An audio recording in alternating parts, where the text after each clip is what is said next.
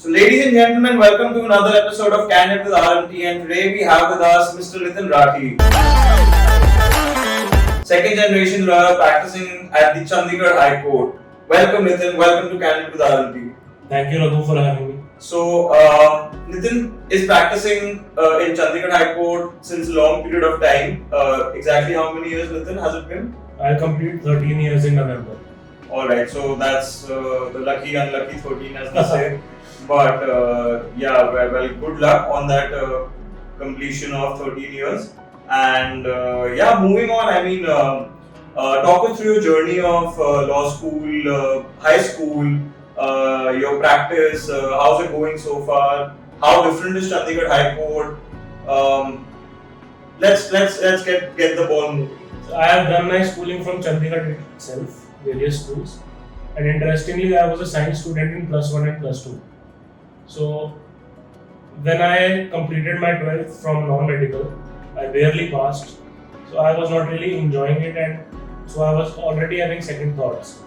And incidentally, I went to my father's chamber in the High Court. He was an additional advocate at that time, which is a big deal, which I don't know. So what happened was he was sitting in his chamber with 4 or 5 other additional advocate generals and some inspector of Haryana police entered. And I was sitting there with another friend of mine. And one uncle, friend of my father, he was like, "तू अंदर आया कैसे बिना lock करे?" And I was like, police वालों से ऐसे बात करते, मैंने तो वकील ही बनना है. So that is where my interest started in law. And then I was a sports person. I was a gold medal winner in school games Federation of India cricket, which was held in Srinagar when I was in plus 2. So I was able to get admission in Punjab University in sports category. Interesting. I mean, that sort of rivalry, whether you call it friendly or non-friendly, but has always sort of been there between lawyers and cops. And when you sort of feel that sort of surge of power rushing through your veins, that you can sort of command yourself over to a cop. I mean, that in itself is something, a very valid reason of joining the profession, I would say. No, I would rather disagree with that. But as a young boy of 17, 18 years, you are just used to running away from cops because you're not traditionally wearing a helmet on a motorcycle. So, at that time, it was a big deal. But now, after coming in the profession, 2 things I realized is to reach that level when you command a respect over a police officer, you have to spend a lot of time at the bar, and you have to reach a certain level. And also, we have to go hand in glove. They have to assist us, we have to assist them. That's true. No, but taking cue from what you just said, the very mere idea or that sort of notion in itself कि हाँ एक दिन मैं उस level पे पहुँच के उस category of sort of cadre of police officers के साथ I can be at their sort of stature, that in itself is a very good motivation to sort of join law or enter the profession, is what I meant. It is, but whether it is the right motivation or not is questionable. That's and also I am assuming that someone who is at that level, he does not even need to show power over the police because they already know cognizant of the fact.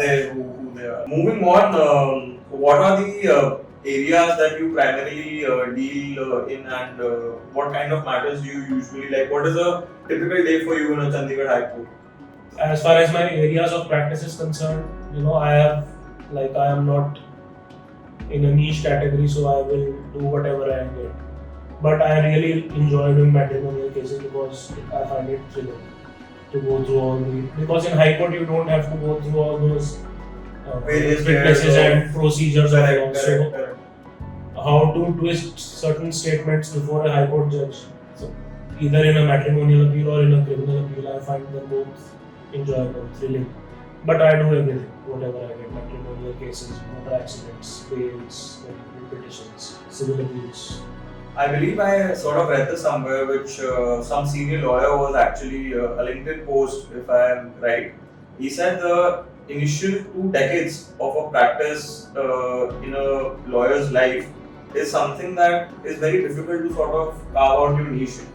So in that sense, I would say that if you're getting matters which are ranging from matrimonial to criminal and civil, one should not shy away by the fact that okay, this is something I want to specialize in. You should take that up as a challenge and always ensure that you sort of see the logical end and conclusion of something that you sort of start with. So, Chandigarh High Court typical day, Nitin, what is it like? It used to be a lot easier, but now we have started to face parking issues. So we leave early, like 9:15 I leave from home, and I am able to park my car around 9:45, and 5 minutes it takes for me to reach my chambers. But if I leave at 9:30, although I am leaving 15 minutes late, but it takes me half an hour to reach, that half an hour late to reach my chamber. That parking issue is prevalent in Delhi High Court as well, and the timing that you're talking about, rightly so, हमारे साथ भी यही होता है. वो 10-15 minutes की gap में ना सारा खेल पूरा ऊपर नीचे हो जाता है. The parking gets full, they have to park outside, go talk to the parking attendants, talk to the traffic walas, talk to everyone, get parking, take your files and run, take a dash and just run to the courts, and like it's a hassle altogether. Yes. ठीक है, फिर chambers पहुंचे उसके बाद तो chill है. If someday I have 5 or 6 cases listed, there is a bit of running around to do, but we are able to manage it because since I'm assisting my father still, and I like it because I take the easier cases, he goes in the harder ones. So if we have 10 cases, we do 5 each, or I do 6, he does 4, because in some of those cases only pleadings have to be completed.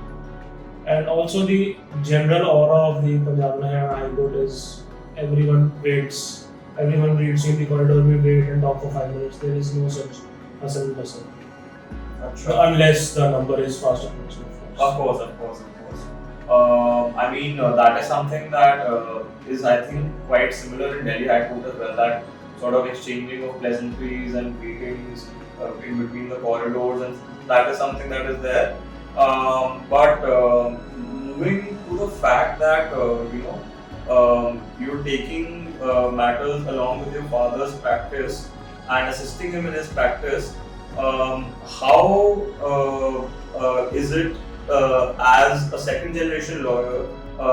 Is the struggle at par with a first generation lawyer, because there is sort of additional pressure of you to perform more since your father has that legacy? Which is something I often ask second, third, fourth generation lawyers when they sort of compare themselves with the first generation lawyers. Or is it something that is a little, I would say, relaxed because of the fact that there is a certain base that is already established and created? Since we are candid with RMP, I would be candid in saying that yes, it is significantly easier for a second, third, or fourth generation lawyer. Because 2 things. A first generation lawyer may or may not have a house in the city.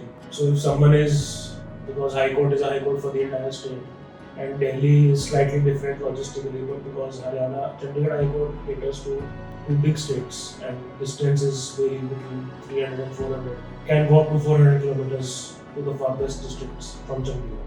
So for a first generation lawyer who has come out of the city and to get settled in the city, he has to make so many he has to make so many compromises that he will end up taking cases at fees he is not actually comfortable doing them. But then he has to make ends meet. So as a second generation lawyer and son of a highly sought after lawyer, it is much easier for me. The other thing is, well, of course it is hard for me to live up to his legacy. If I have to live up to his legacy, I would obviously have to go one up, and going one up on an additional advocate general means becoming the advocate general himself. So it is hard, yes, but it is, I would say, in the ballpark of more towards easier than hard. Talking about Advocate General, for our viewers, would you like to explain what exactly is the Advocate General post? Is it there in states? How are the UTs different? Do the UTs have an AG? Is it at par at an ASG at the Supreme Court or the High Court? Talk us through. Advocate General is the advocate of the government. Like he is representing his chief minister or the government, state government. ASG is representing the central government. So the only difference is he's representing the center and AG is representing the state. And the AG office is directly in touch with the CMO, who appoints the AGs, the double AGs, and the AGs accordingly. So that is basically in Chandigarh you have two states, Punjab and Haryana, And Chandigarh. the UT. Yes. So how complex are the dynamics when it comes to the AG's office? Like if let's say Chandigarh is wanting to be represented in a litigation, which AG sort of supersedes the state, or how does the dynamics go? Chandigarh has its own office. There are Alright. standing counsels for the UT. Okay. So there is one on the civil side, there is one on the criminal side. But since Chandigarh is a very small city, there is very little litigation which reaches the High Court of Chandigarh territory. So AG of Haryana will start from Panchkula, Ambala, and then up to Faridabad, Gurgaon, Hisar. You get the idea. And then there is a separate office for Punjab. Alright. So do you aspire to join the AG office and work in tandem with the CMO of Punjab or Haryana? Yes, I would love to. And I am working towards that. What is the criteria of, is there a minimum years of experience they require? There is. Is there a written exam? There is no written exam. You have to have 12 years of practice at the bar for the post of additional AG. Along with, I think it is 10, 12 or 10. And then you have to have a certain income tax filing, which is I think 12 lakhs. So there is a 7-year criteria of practice and some XYZ income tax filing for deputy, and then slightly less for assistant. I see. So moving on, during the bar elections, that is something that every high court is sort of just has every advocate who has sort of participated in the bar elections has the experience of their own, who they like to talk about, share. In Delhi High Court, it's a carnival of sorts during the elections. How similar or how different is it in the Punjab and Haryana elections? It is a fun time for us because the judges are slightly lenient towards the last 2 or 3 weeks. Elections are approaching, and there are non-stop parties every night. And interestingly, the elections of the Chandigarh High Court used to be held in May before the summer break. But since COVID, they have now rescheduled them to be held in December. So it is easier for the people to enjoy all kind of festivities during the festival season, so to say. So it's fun. I mean, one would assume that Punjab, Haryana has a ladai jagda hota hai, but nothing of that sort. If you say it is a carnival for you, it is more of a carnival for us. And I would invite you to come to Chandigarh High Court to enjoy that carnival. I would love to be a part of any sort of team and just canvas. That is something that I sort of take pride in during elections, and that is something that I really want to sort of be a sort of campaign manager. Dekhte hain. I mean, that is a very long drawn shot, but let's see what we. And it is more of a one-on-one interaction. We don't really have campaigns because. I mean, even in our elections, it's quite similar only. But then again, campaign managing is like a very broad sort of term. I mean, उसमें फिर सब कुछ ही cover हो जाता है. Like right from those handies, hand posters, and your pamphlets and everything, to your those manifestos and the brochures, to then those speeches, everything. I remember a couple of years ago, one young lawyer contested for the post of executive member below 10 years. And what he did was ingenuous on his part. What he did was he only sent SMS. And what he mentioned in those SMSs was, I am running a paperless campaign. And he was the highest vote getter. Only for saving paper. Okay. And people appreciated this.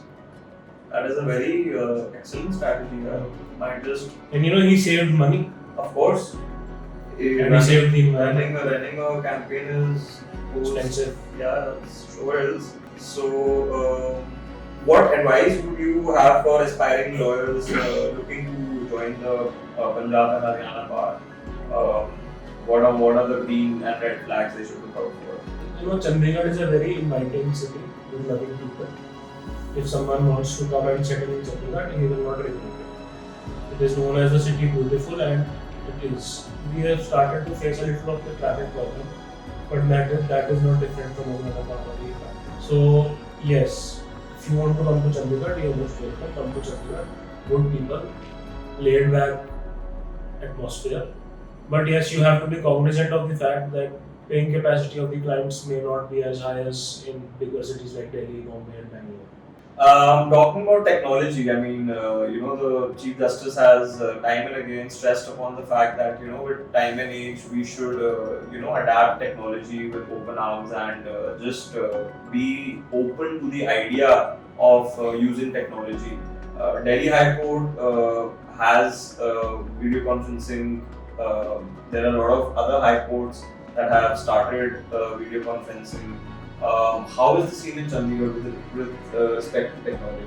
Are people adapting technology with open arms? Is there some resistance from the older generations who are finding it difficult? How is it there?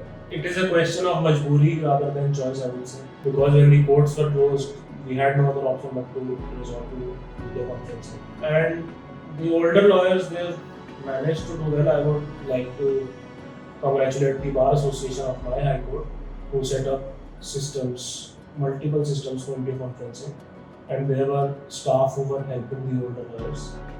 Because some of the older lawyers, or even the younger lawyers, some of the lawyers, they like to go to the court, even if they had to do VC, they would like to do it from there. So for the benefit of those people, at least 20-25 systems were set up by the Bar Association, and they were in separate cabins. So you just had to carry your earphones. And there was a staff, at least one on every 5 systems. Acha, that is a good ratio. Yes. That is a very good ratio. I mean, technology can be artificial intelligence, can be transcribing your judgments in vernacular languages, which is happening, which apparently our Prime Minister, Honorable Prime Minister Mr. Modi also congratulated on the Independence Day to the Chief Justice. But that is something that, अलग अलग levels होते हैं ना, मतलब पहले एक level पार करके आप टेक्नोलॉजी को वीडियो कॉन्फ्रेंसिंग को अपनाओगे, then you can sort of move on to the fact कि चलो चैट जीपीटी हो गया, एआई हो गया, फिर you are transcribing it to further languages and doing that. पहले वो एक कदम एक्सेप्ट करने का होगा, उसके बाद ही फिर बाकी चीजें आएंगी. But talking about AI, since you sort of touched this discussion, I mean, that is something that is taking hold of the legal as well as multiple other professions. And yesterday I was going through this copyright infringement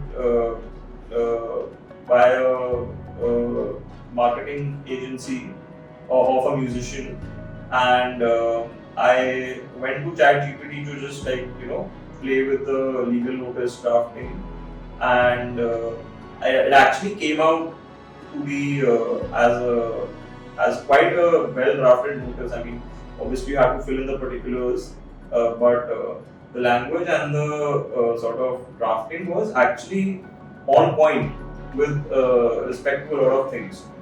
So is it something that our profession, especially the young lawyers, should be worried? Or is it something that they have to just embrace and be good with the fact that something like AI is now the need, and something which you can't live without, inevitable. Let's embrace it and sell ourselves as a commodity or as a brand which knows how to use AI, rather than not embracing it and be replaced or be in competition with it. I doubt whether AI will ever be able to replace a lawyer, because at the end of it comes instinct. I doubt whether a robot will ever be able to gauge that the judge is getting agitated or pissed off at what you are. But yes, till the time it is an asset, it should be embraced.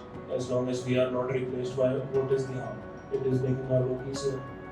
That's true. Talking about gauging the mood of the judge, I mean, having spent more than a decade into the practice, what are the green flags and the red flags you should look out for, especially when you're seeking, let's say, a stay or an interim injunction, and you're just going back and forth, back and forth, back and forth, back and forth, and at one point, like counsel, last warning. Retired Justice R.M. Raina, he was still a lawyer when I joined practice, and two of my friends were his associates at that time. So, my very first appearance before the High Court, I was bashed by the Honorable Judge. And it was an innocent mistake, but it was not a mistake I should have made. I was not wearing a gown, being my first day. So, I didn't know. And my father's clerk was like, sir is busy in the other court, you please ask the judge for a passport. Now, technically, it was his mistake. He should not have asked me, knowing that I lived in a gown at that time. But that very day, Justice Raina was also sitting in the court. He was a lawyer. So I was shaking. I was like, so when we came out, he tapped me on the back and he was like, you chill. And he tried to light up a book and now you should start sleeping in your bed and whatever. So I remember one thing he told me some other day later. He said that you should know what to speak before a judge, but what is more important is you should know when to keep quiet. So that is something I've started living by. Because many times, the judge is asking what you want to ask the other person, the opposing counsel. And if you interrupt the judge in between, he might get agitated. So that is an art you should learn, when to keep quiet. And otherwise, you never know what might start. Judges are at the end of it human. You don't know when a judge might get angry.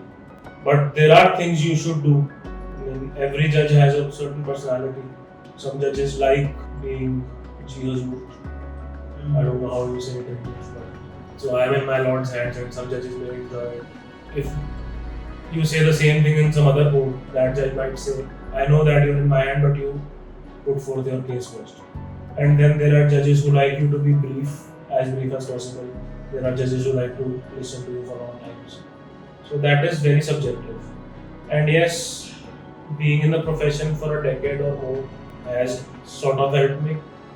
But I wouldn't say I have a complete grasp on the topic. Some of the senior advocates, they know. Any other parting notes, Nitin, you would like to share with us? I want to continue what you just said. So as long as we have human judges, we will have a need for human lawyers. Bang on. Well, I can't see AI replacing judges for sure. I hope not. I want to stay in book. No, but talking on the other aspects of law, I mean, litigation is sort of one thing where you have, these confrontations and these arguments which needs a sort of instinctive human mind. But mechanical or drafting or reviewing or vetting की बात आती है. I mean, AI is something as a tool which can replace. It should. It will save so much time. Actually, it will, yeah. Yes. I mean, आपकी translation हो जाती है. Yes. की बारी हमें चार्जशीट हिंदी, उर्दू, मराठी इन सब में मिलती है. हमें ढूंढना पड़ता है पहले translator. You have pre-independence documents which are still in Urdu, some of them. Aksajras and so many things. Absolutely. नहीं, और बहुत सारे छोटे शहरों में अभी भी उनके जो vernacular languages है उन्हीं में ये सब चीजें लिखी जाती हैं. And also all the best to you for reading a policeman's Hindi, absolutely. There is no dandi on the top. I doubt. So, and hats off to the translators. They are worth every penny they charge. नहीं, that's what I'm saying. There's an entire process that sort of goes along. पहले you procure those documents, certified, non-certified. फिर वो documents आते हैं, फिर उसको translate करो, translator से आप नेगोशिएट करो कि चलो भैया 50 रुपए पर पेज है, 60 रुपए पर पेज है. फिर आप उससे ट्रांसलेटेड डॉक्यूमेंट्स लेके आओ, फिर आप अपना काम करने बैठो. ऑल्सो वो एक पेज के 8 पेज बना देता है इंग्लिश में. But yes, part and parcel of the profession. So these are the things which might get replaced by AI. Yeah. But sooner than yes, and it is very important for these translators and stenotypists to get a hold of artificial intelligence so that they don't get. Which is what we were discussing, to embrace the technology and not sell yourself, not demonize it. Yeah, so sell yourself as a commodity, yes, which knows the technology rather than compete with it, because it is impossible to compete with it. Yes. I mean, the speed at which It is I got that legal notice was hardly 5 seconds. In 5 seconds, you're getting a legal notice. Obviously, you have to make those changes, but at least you have that sort of first rough draft that you can, make 5 seconds, you can't even make up your mind to call your steno. Okay, I should put a call right now, tomorrow. So yes, true. नहीं तो number दबाने में मतलब खोज भी और यार number phone ढूंढने में टाइम लग जाएगा उतना था. So yeah, it was a pleasure having you, Nitin. Thank you so much for being on Candid with RMT episode Chandigarh. It was a pleasure being here. Till next time, ladies and gentlemen.